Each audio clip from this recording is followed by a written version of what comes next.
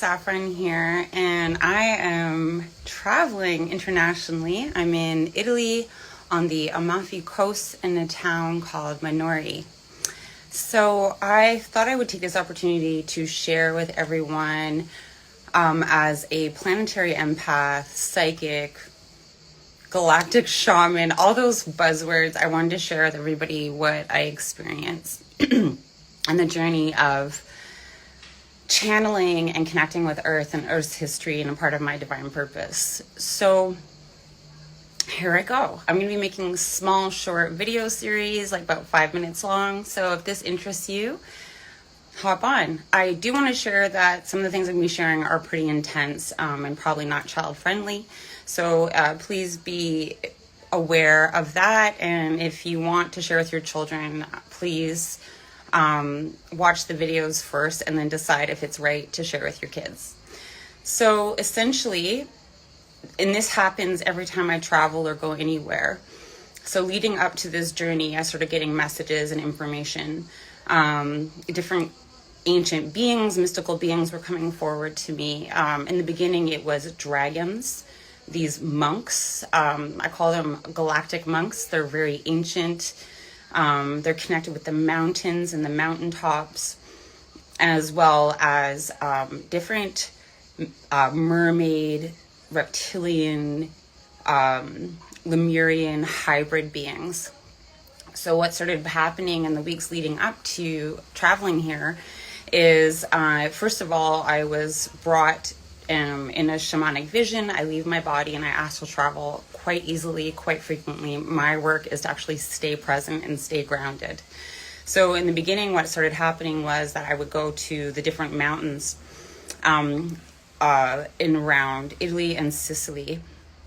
And I was brought there by these dragons, and I would sit and go to these mountaintops. And it's almost like when I have these experiences, there's an invisible grid that's a part of the matrix that we all experience. It's that fabric in between everything that holds the mesh of our existence together. And I would go to these different mountaintops and receive information or light codes or light language or communication such as this. And as I was experiencing this, what would happen is that all of the physical matter that we know of would disappear, and it was just this astral grid work. And I started seeing myself and traveling to different points of myself, sitting in a meditation position at all these different mountaintops and communicating. And I was receiving, again, light language, light codes, a variety of information to prepare me for the journey. So this was the first kind of stage of experience. And then I started experiencing these different Lemurian, mermaid, reptilian hybrids, and they were bringing me to this land and showing me all these different underwater crystal caves, different points in the water of where these sacred places are. Some of the underwater caves, you would go deeply down into them, and then there were other pools of water, very bright aqua, like glowing bright water and crystals. And the information is very lucid, and it's just little pieces, and it starts gathering and building as I progress on my journey. So I experienced all of this, and then I start flying here, and I'm being prepared for all of this. I'm deeply connected with the beings that I just mentioned, and so they're familiar to me. I have a history with them. I have a history of channeling with them, a history of information with them. And so I was also using that history and that experience to almost be neutral in the information I was receiving. I don't want to be in control of it. And then in that neutrality, I'm also opening myself up to receiving more information, more communication, and just staying as neutral as possible, trying to keep the human mind and human vernacular out of it. And one of the ways that I do this is through breath work, dropping into my chakra system. I love to conjure the energy of a tree, like roots deep down, the spiral rings spiraling up the body and leaves high up in the sky. And I just love working with the natural elements of nature, with the nature kingdom, which has not lost its original instruction. So there's this beautiful neutrality. It's not a programmed dialogue. And that's a space where I step into when I'm experiencing this. So then I'm flying here, and typically when I'm flying, it's awful. I leave my body and start flying above the plane. And I'm very fortunate. This did not happen this time. My travel partner helped to keep me grounded and safe, and I was able to stay in my body and just be present with that journey. But then when we got to Italy, we landed in Nepal, and we hopped in a cab, and it's about a 2-hour ride to the Amalfi coast where we're staying. And I kept passing out and waking up, passing out and waking up. And this is typical of me channeling. What happens is I do leave my body and I go into these different dimensions and have a variety of conversations with all these different beings who are preparing to welcome me and attune to where my wisdom and knowledge is at this stage of my intergalactic journey, not just your human life. So just to kind of let you know, I do have memories from the beginning of time, before this planet was formed, before this universe was formed. I remember being wind, I remember being crystals, trees, rocks, water, animals, all these different mystical beings as well. I've as a soul, I'm extremely ancient. So I find when you're a channeler and you're psychically connected, it has more to do with how old your soul is rather than if you're extremely gifted in the human terms. It's more of like how ancient your soul is. So then I arrived in we're driving in, and I kept passing out and waking up, passing out and waking up. And I was interacting with Roman soldiers, like, of course. And these Roman soldiers were just kind of, almost if you can envision a movie, and they're just showing me these different situations that they had been involved in, kind of like bringing me into the mesh of where their consciousness is, you know.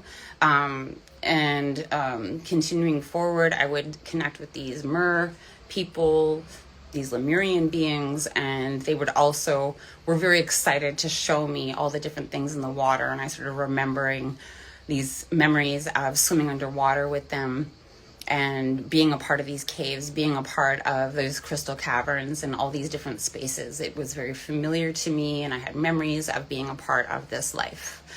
So these Roman soldiers were coming forward, and then as we come to the coast, I started seeing elephants everywhere. They were just walking by. I would wake up and I would see the rock formations and elephants, and this was just continuous over and over. And with these Roman soldiers as well, they were both interacting with me with a little speck of the Lemurian Mer type of people. So then we get to where I am now, which is we are in a town called Minori. And we get into our Airbnb, which is absolutely lovely and charming. And these Roman soldiers came forward, and there was a gentleman named, he's right here to my left, if any seers can see him. Equinando is his name. And he seemed to be in charge of a group of men. I'm not really sure of military terms. And he's holding space for them. These men are behind him in like almost like a cluster of bodies, and they're still experiencing their death state and their wounds and the wars and what had happened to them during this time. And this particular soldier, he is able to hold his space and his frequency, and the message really is that he wants his story to be heard, and he wants these men to be supported and loved and returned home, in a sense. At this stage of the journey, home would likely be the kingdom of light. And so he's quite a gentleman. He's non-intrusive. Sometimes spirits can be very, very intrusive, and he's not intrusive. He asks permission to speak, asks permission to communicate. And so I'm going to be continuing on with that story with him as I go deeper into meditations and communication, and I'll share that in another video. So moving forward, so what started happening is the first night we're sitting on the beach, we're sitting at the sea, and I started seeing these Mer people again. And one in particular keeps coming forward, and she kept pointing to these caves in the water, It's like, the way the coast is, it's like these peaks and valleys of rock formation and cliffs, and it was where one of them peak out. And again, simultaneously, these elephants are coming forward, and I forgot to mention, a lot of the elephants are as tall as like a 3-story building or 4-story building. And some of them were all black, like the painted color black. And I had never witnessed this before. And so all very interesting pieces. Again, I'm staying neutral. I want to get as much information as I'm required to receive without interfering with the human programmed mind. So this mer woman, and then I'm hearing in the back here, I wasn't quite sure who was communicating at this time, was calling her a black sea witch. Now this might sound ominous, but in fact, a lot of travelers in the ancient times, like voyagers such as Vikings or the Moors or the Romans, they would always have like a black sea witch of some sort with them on their ships for protection and safety, and they were considered good omens. And so this is very common, and I definitely remember being this several times on several voyages. So she kept showing me these caves, and I'm sitting there and I'm connecting and listening, and I was like, okay, so I agreed with this being, okay, when my sleep state, I'll leave my body and I'll come and see this cave. And we made an agreement. It was lovely. And then the next thing, I started seeing all these children coming out of the water. Tons of children, like one at a time, just this mist of children. And then one came forward and he was quite happy. He was waving to me. And it was just really sweet and charming. And he's very, very happy where he is. And I connect with children a lot on different lands. There's so much of the genocide of different lands and the wars throughout our history that children were targeted as well as men, and then the women were raped. And this was one of the ways that they would create a genocide and decrease the population and take over the population with their own mindset in politics and religion, all those different things. So what I was shown is that these children are almost, if you can imagine, the Lost Boys in Peter Pan.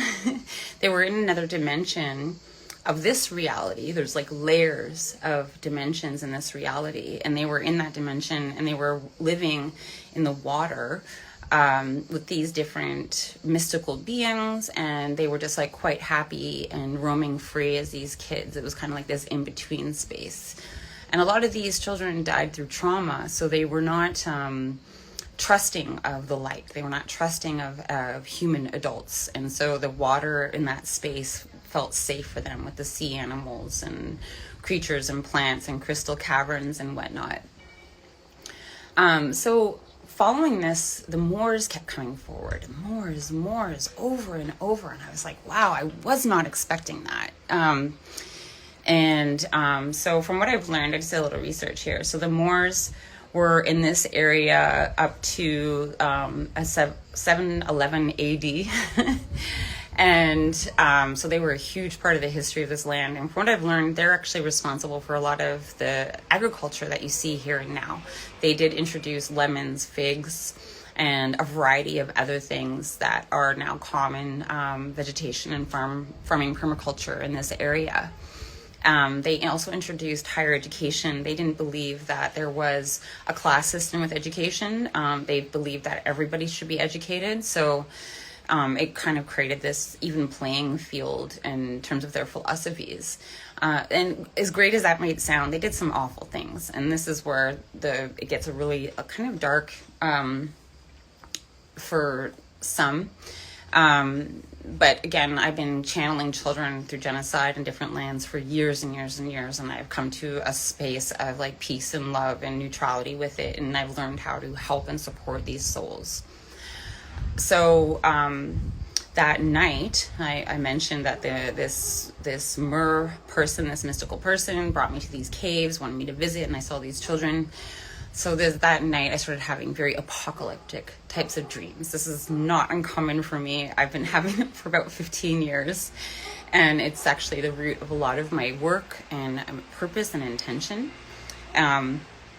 So in my dream space, I was in these underground bunkers. What was interesting about it is that it was using my current life and current city that I live in Toronto, Canada area, and using things that were familiar to me to show me these stories. And this is very typical of receiving visionary dreams. And so I was creating these like bunkers and these spaces for children underground.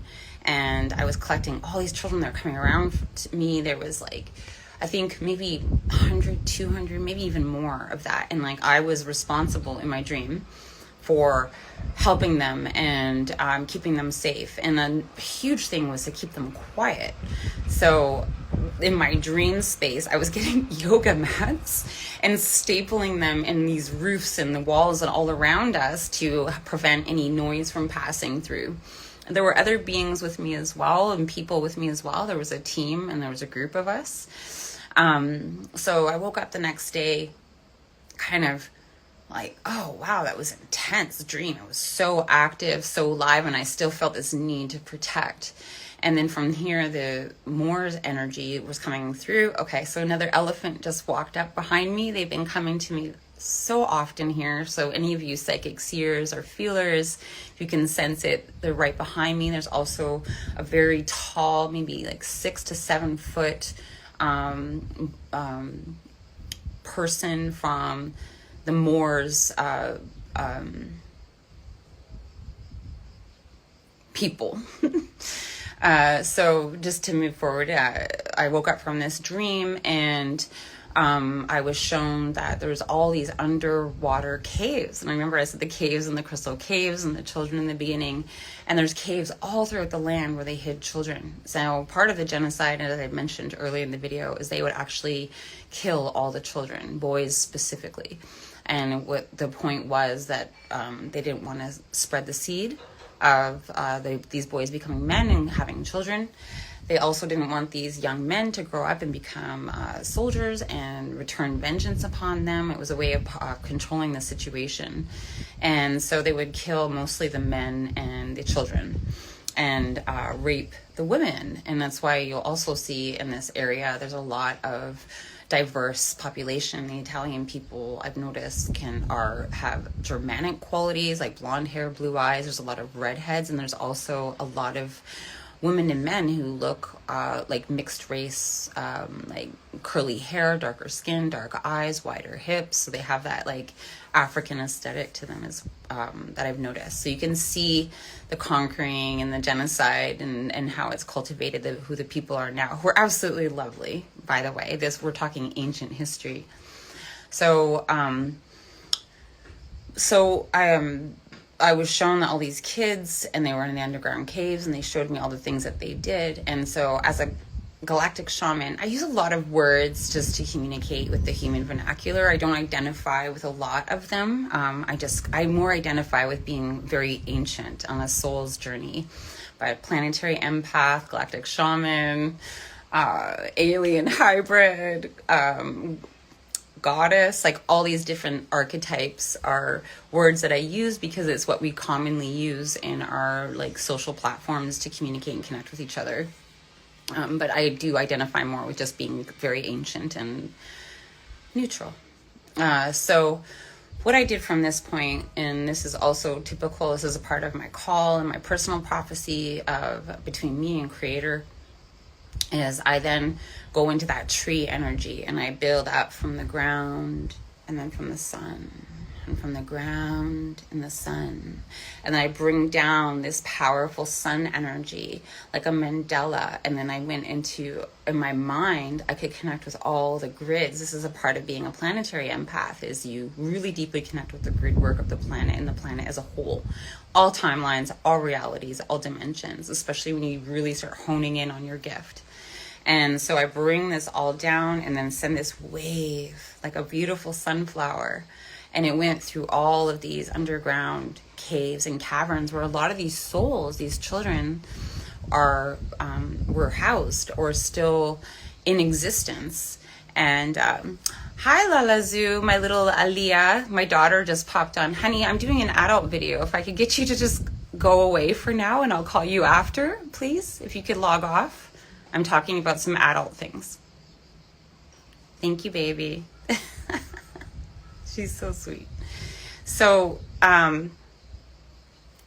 what I did, I'm bringing in the energy, pulling up from the roots, connecting with the crystals, the minerals, the earth. My body remembers being these things.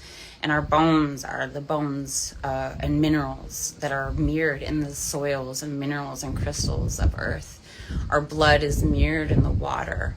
Our breath is the wind, the fire and the chi and the life force is that energy moving all around us, and the sun coming through. And so I pull up this energy and I conjure the energy of a tree and bring this sunflower mandala down. And then as a planetary empath, almost like, how can I put it? Like a boom.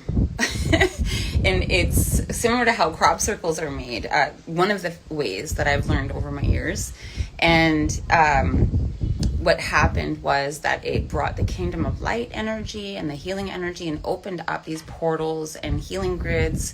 And there's a lot of support. It's not just me. I have many, many, many beings of light that I work with on the earth plane and in the celestial plane and the Galactic Federation plane, all timelines, realities, dimensions. And so there's like legions and legions and legions of warriors of light from all different times and solar systems and galaxies supporting this.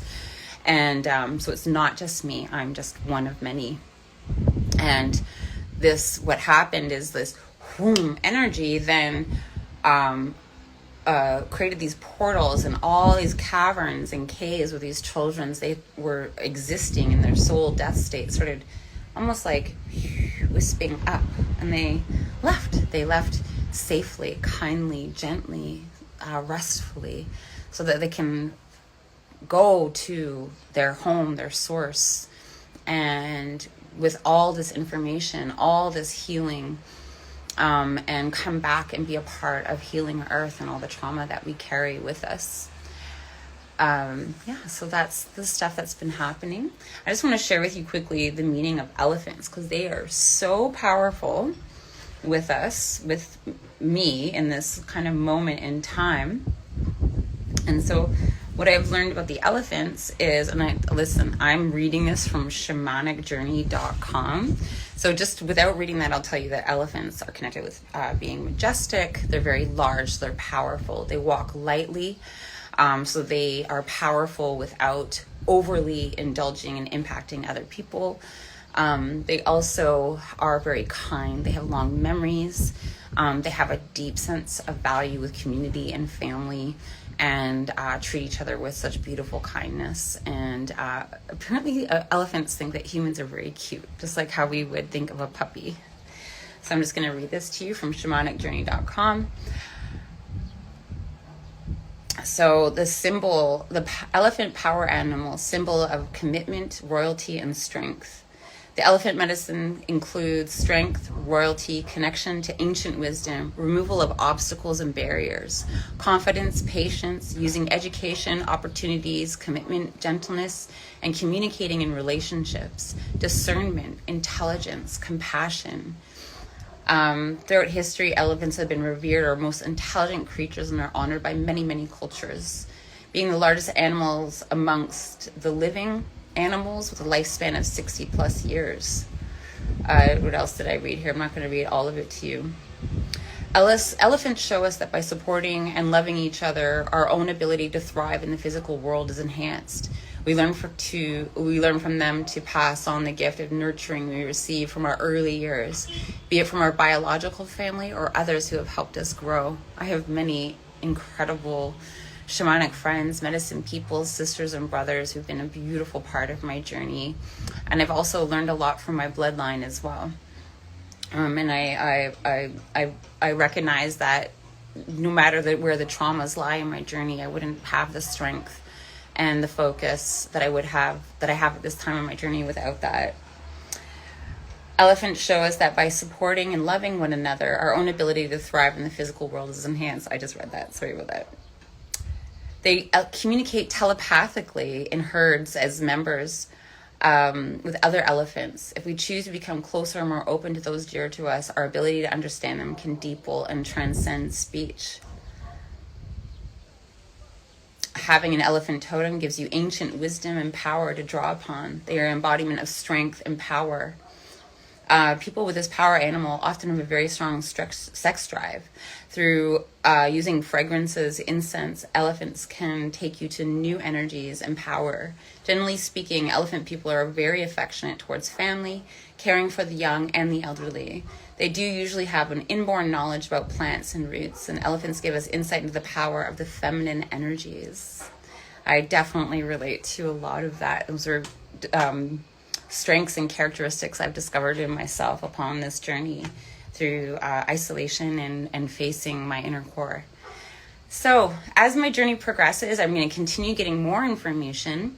And once I travel back home, I start getting even more information. And this is where a lot of my art comes from.